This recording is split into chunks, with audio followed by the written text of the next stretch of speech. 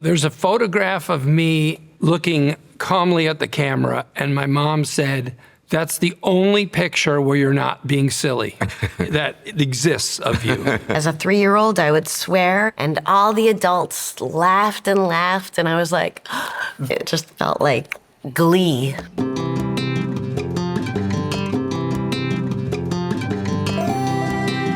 My mom has been the laugh track of my life. She once came to an SNL where I told a joke at Weekend Update that bombed with 200 people, and I heard her laugh.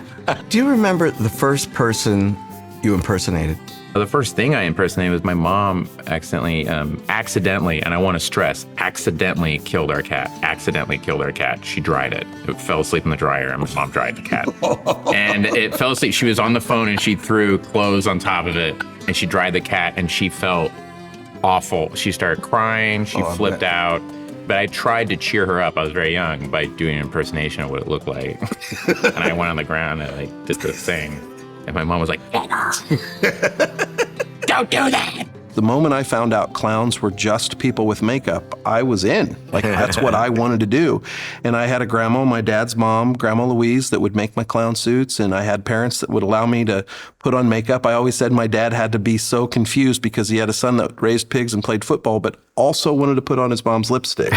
So he was probably struggling there for a while to figure out his own son's identity. My mother wanted me to work in the post office. How come? You get a pension. What could be bad, Larry? They begged me to take a civil service test. Did you take it?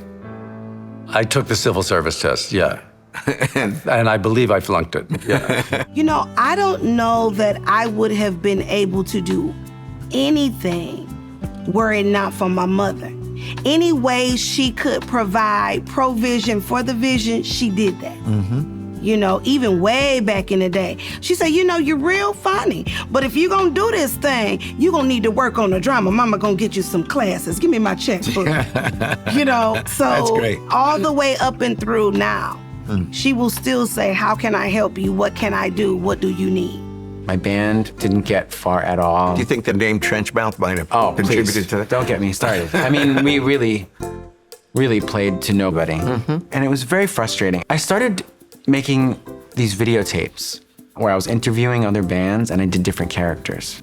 And I would show them at these clubs and more people would turn out for that than I ever did for music. So it was made clear to me that that's what I should be doing. And one job after another just immediately started happening. And within 4 years, I was on Saturday Night Live. I guess it's amazing. Every door just opened in a way that I couldn't even imagine. To this day, I just can't believe my luck. It just took me many years to have overnight success. What do you think made you so special? What did you do differently than other comedians? I just believe I stayed me. I stayed who I am. I stayed in my skin. I always stayed who I am. I let the world know who I am.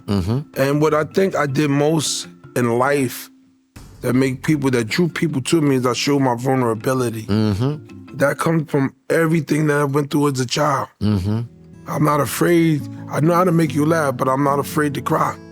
I'm at the hors d'oeuvre table, and I have my purse, and I'm looking at, and I put a napkin in my purse, and I'm stealing hors d'oeuvres to take home to Nanny.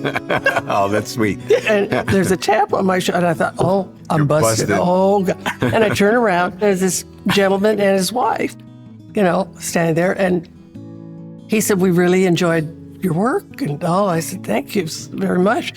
He said, so what do you want to do with your life? And I said, well, I'm hoping that I want to go to New York. I want to be on the musical comedy stage like Ethel Merman and Mary Martin. He said, why aren't you there now? I said, well, I'm hoping someday to save up enough where I can. He said, I'll lend you the money. Now I go home and I've got all this cash. I said, Nanny, look, and I threw the cash on the bed. Wow. She went, oh my God. And she was like this. What we can do with all this money? I said, no, I have to go to New York. To see more incredible family history stories, click here. And thank you for watching.